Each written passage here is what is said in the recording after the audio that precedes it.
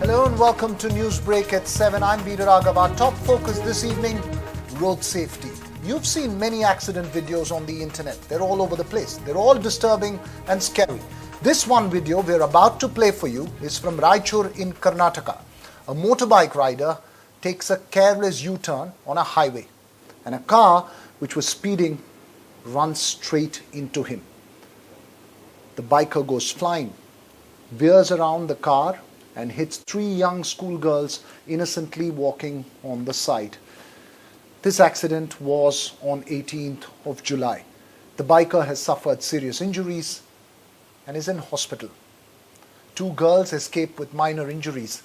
The third girl was fortunately unhurt. The traffic police have decided to suspend the license of the biker and the car. As disturbing as those images are, these are realities on our roads.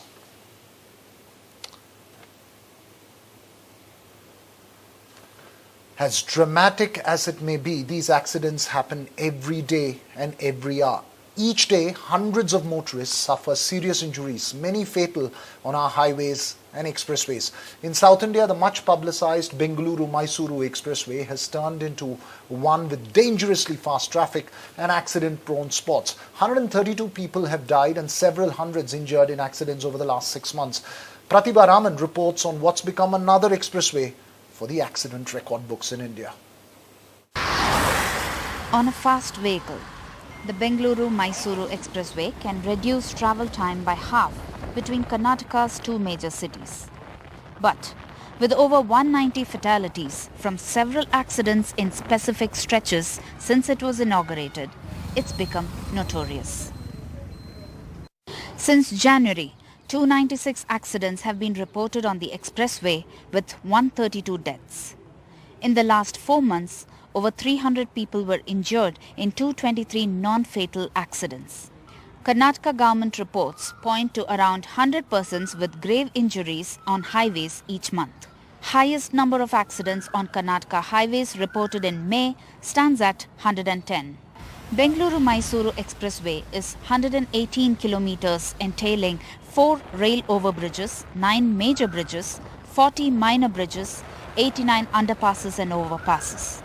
Pushed by those statistics into action, authorities have now banned bikes, autos, tractors in the expressway. ये ठीक है, ये करने का अच्छा है. नहीं तो 2 व्हीलर है, 3 व्हीलर है ना, वो हवा पे पूरा एक गाड़ी चले गया तो पूरा साइड आएगा. और ये 2 व्हीलर वाला ये विलेज वाला रहेगा ना, वो ऐसा ही चले जाएगा. गाड़ी फुल फास्ट में आता है ना, वो साइड नहीं देगा, ऐसा जाएगा, ऐसा है. ये बंद करने का ये अच्छा है. ನಮ್ಗೆ ಈಸಿ ಆಗುತ್ತೆ ಅನ್ನೋದ್ರಲ್ಲಿ ಅಷ್ಟೇ ನಾವು ಹೋಗ್ತಿದ್ದು. ವಂಡರ್ಲಾ ನಮ್ಗೆ ಬಾಡಿಗೆಗಳು ಸಿಗೋದು ವಂಡರ್ಲಾ. ನಮ್ಗೆ ವಂಡರ್ಲಾಗ್ ಹೋಗ್ಬೇಕು ಅಂದ್ರೆ ನಾವು ಸರ್ವಿಸ್ ರೋಡ್ ಅಲ್ಲೇ ಹೋಗ್ಬೇಕು. ಅದರಿಂದಾಗಿ ನಮ್ಗೆ ಅಲ್ಲೇ ವರ್ಕ್ ಆಗುತ್ತೆ, ಏನು no problem. But the police say that there is lane discipline and adherence to rules. Such marvelous expressways will be roads of danger. So in most of the cases, most of the accidents, the two-wheelers, they have been at the receiving end, and lot of deaths which has taken place on this highway, that is due to fatality of two-wheelers or two-wheeler riders only. And even in our ANPR cameras or other cameras which we are going to install and NHI is going to install, so that will be one of the feature to pick up or to record the movement of this unauthorized vehicle, whether it is motorcycle, whether it is three-wheelers or non-motorized vehicle, so that we are going to do. Repeated road fatalities have prompted authorities to ensure certain safety measures. But implementing these may be a humongous task because there are 14 entry and exit points through the entire length of this expressway. That apart, there are complaints that most service roads end abruptly at certain points. With camera person Govind, Pratibha Raman in Bengaluru for NDTV. Is it the driver? Is it the road? What can be done about these killer expressways which have extreme speed but also an extremely large number of dangerous and fatal accidents? V. Ravichandar, civic evangelist, someone who is very closely involved in urban issues here in Bengaluru. He joins us from Bengaluru. Anurag Kulshrestha, president of the Tracks Road Safety NGO. He joins us from New Delhi to give us a national point of view. And Shirley George, a biker, a veteran biker and a famous person in Bengaluru, she joins us as well. But my first question to you, Ravi, as far as the Bengaluru-Mysuru Expressway is concerned, it's really a boon for those traveling between the two cities. But at the same time, we're seeing enormous number of accidents that are going on. Is it design flaws or is it the driver? What's your take as a resident of Bengaluru on this? So it is a much needed expressway. It does cut time, but it seems to have come at a pretty high cost in terms of accidents and fatalities. I think there's a mix of reasons. One, I think, is design. I particularly would like to look at those entry and exit points and the amount of runway kind of length that is given, the merging lane to come and join the expressway. One would really need to look at where the accidents happen, and we will need that kind of data to come to that conclusion that the entry and exit design is wrong. The second thing is, in the country, we don't have a concept of lane discipline.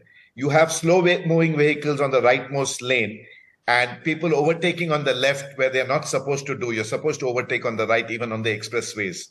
So often this too leads to an accident. The other thing that happens really is, and as we saw in the biker video that you showed in another part of Karnataka, there is a rule basically which says that when you join major roads, you wait such that all the oncoming traffic or the traffic which is coming from behind don't need to brake as you join in.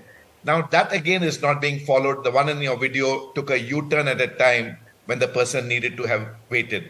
So it's a combination of what looks like design flaws as well as the rider habits. Veera? Right.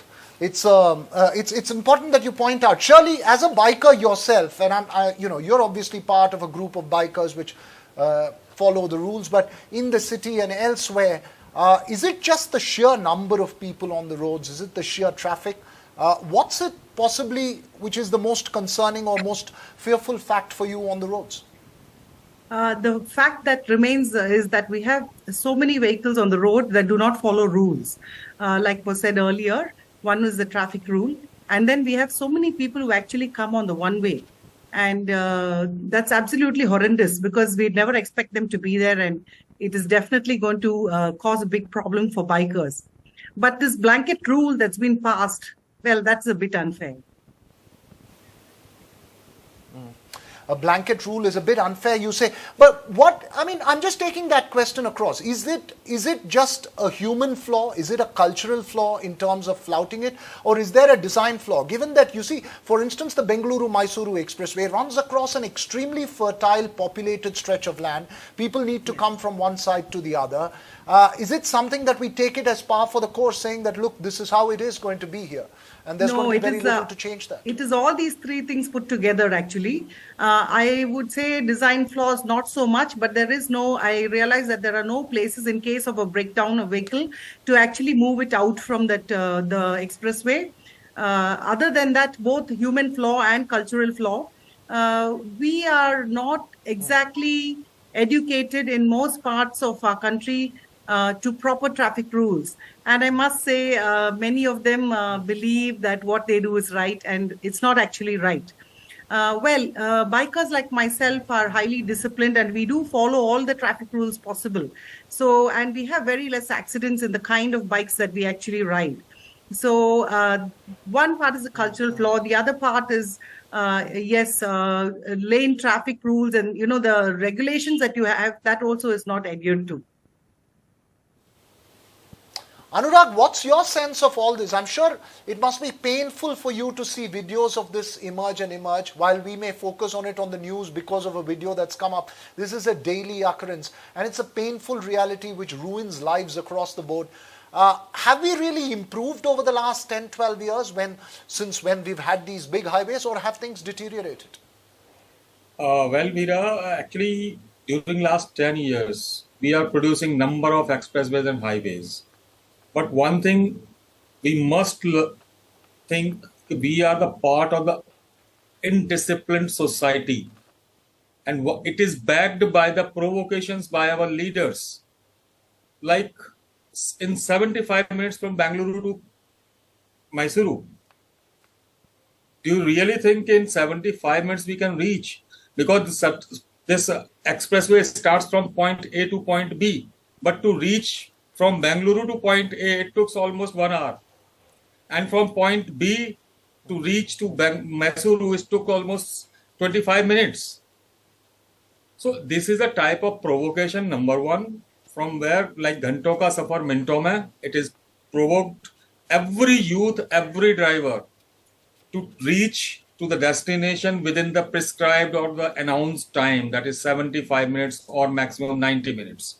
Number two, design flaws. Right. Everywhere there's a great design flaw everywhere in India on all expressways and all highways.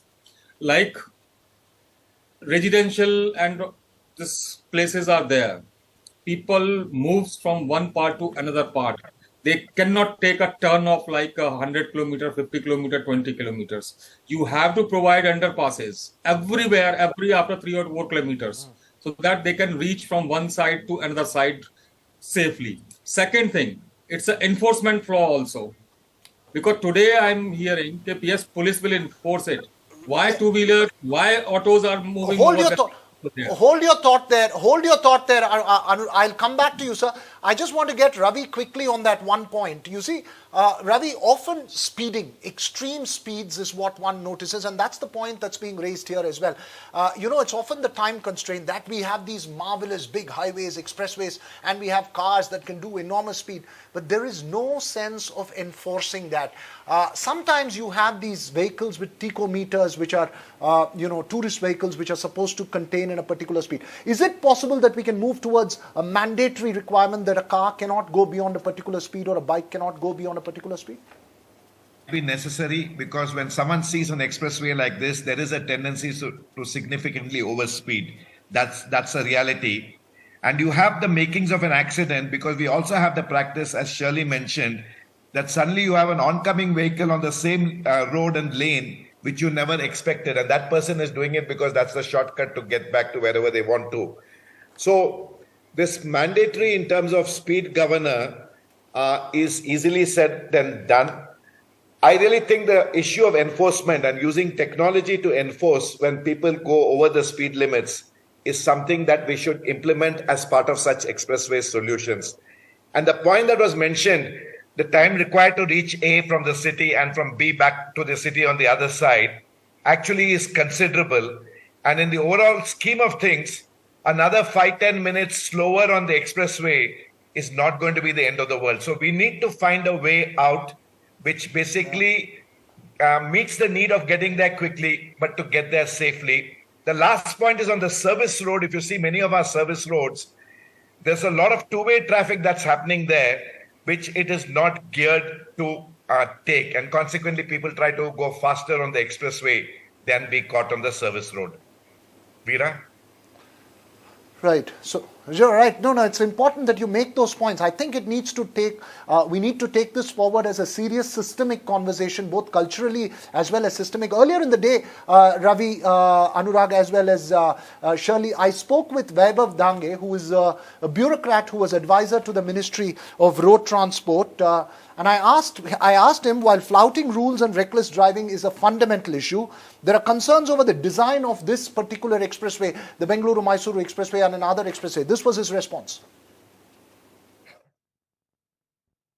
No, there is definitely a big concern, not only Bangalore-Mysuru, but most of the expressways I have seen quite a large size number of accidents, and that's a deep concern for everybody.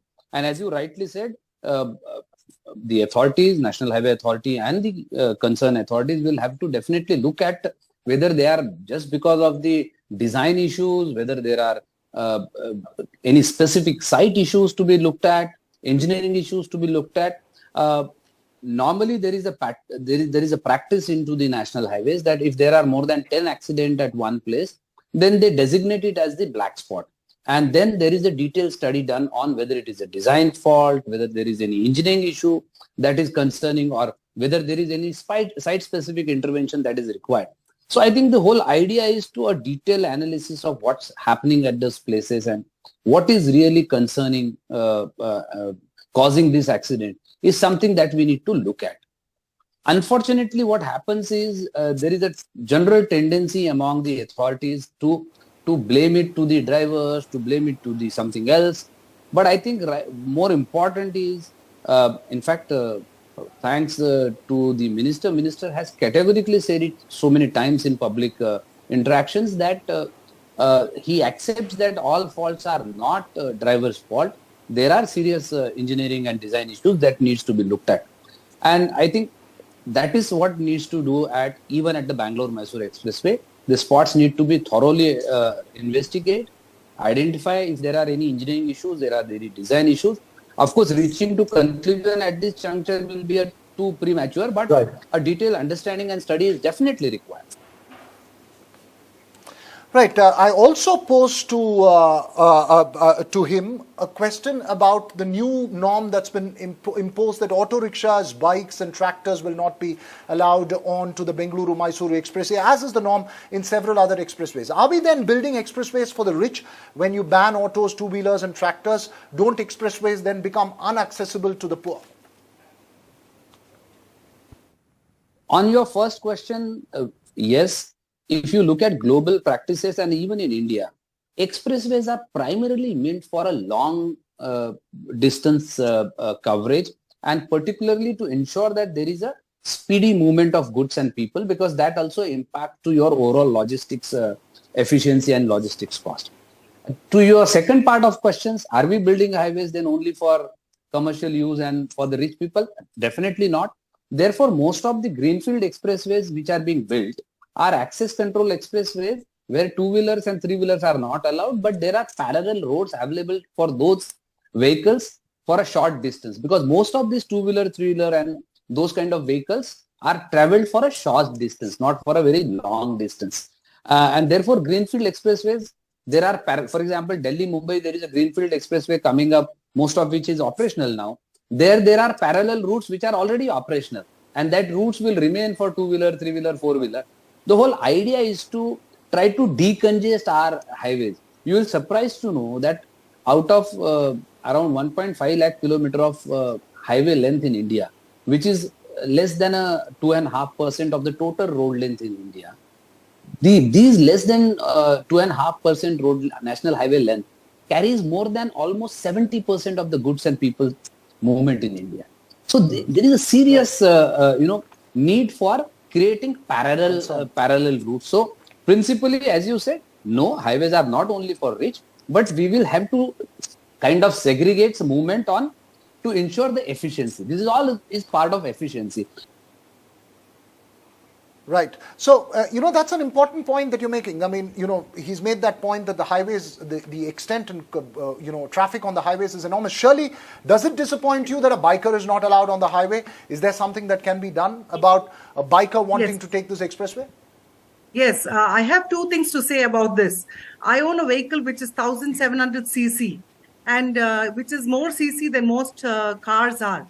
And I have paid my road tax. It's like saying you pay your income tax but don't use your income. You pay your road tax, you pay your bike tax, which is more than a car, but you can't use the road. And I can understand if they say that these are powerful bikes, and a certain powerful bike of a certain cc can be allowed on this road, provided they pay the toll, provided these kind of bikes are not a menace on the road. You must understand people who pay this kind of money for these kind of bikes are very disciplined in their riding. They will not spend that kind of money and put their life at risk either. So I have done this length and breadth of the country. And I have been to Cuttack where the speed limit is 80 and they have cameras to catch you if you have flouted the speed rules. There are also other expressways which I have been on and I've been allowed to ride on it.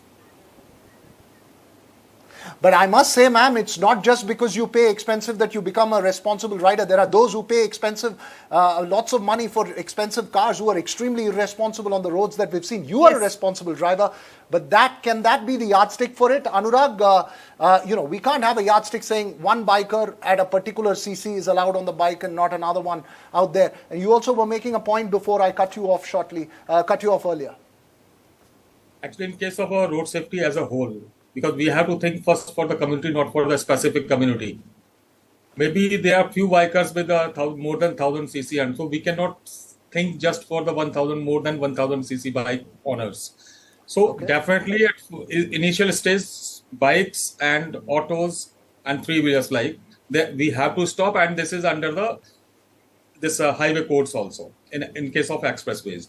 Second thing, as Mr. Dange has discussed here, there's a deep survey or the deep intensive rules and regulation. They have to examine the things. You know how much time it took? More than 5 years to define the black spots as per the Ministry of Road and Transport. Means up to 5 years we have to allow the people to be killed on that highway. After that, this ministry will diagnose the real cause and then they will rectify it. So there must be certain SOPs which we have to follow. Certainly there is a flaws of this police enforcement, because active enforcement is much necessary, not the passiveness, passive through cameras. It never works. It works when active enforcement. Active enforcement and not passive enforcement. You say passive observation will not do. Final 5 seconds to you, Ravi. What's your final thought on this? Do you believe that we will have safer expressways, or are we going to take accidents as part of the game with this extreme speed that we see on them?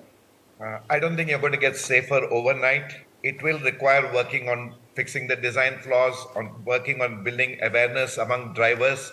You will need to work on multiple routes. This vehicles at different speeds, auto rickshaws, etc., I agree, do not belong to the expressway, because you cannot segregate vehicles which are very slow moving with vehicles that are fast moving. So a mix of measures will be required, but we need to embrace the goal that while we hasten and move faster, it cannot come at the price of safety. So safety first will have to be the motto as we go forward in building more and more expressways. Safety first should be the motto, says Ravichandar, as well as several others. As we get on to the expressway, that safety is as much the responsibility of the driver as it is the responsibility of those who design and as well as provoke, as Anurag rightly pointed out, saying that you can reach from point A to point B in a particular time span. Don't target time when you're on a highway. You have several messages. You've heard several messages. Just follow them. Thank you so much, Shirley, Ravichandar, as well as Anurag, for sharing your thoughts. Hopefully, we will have some semblance of sanity and safer highways in the country. Thanks for watching. The news continues here on NDTV.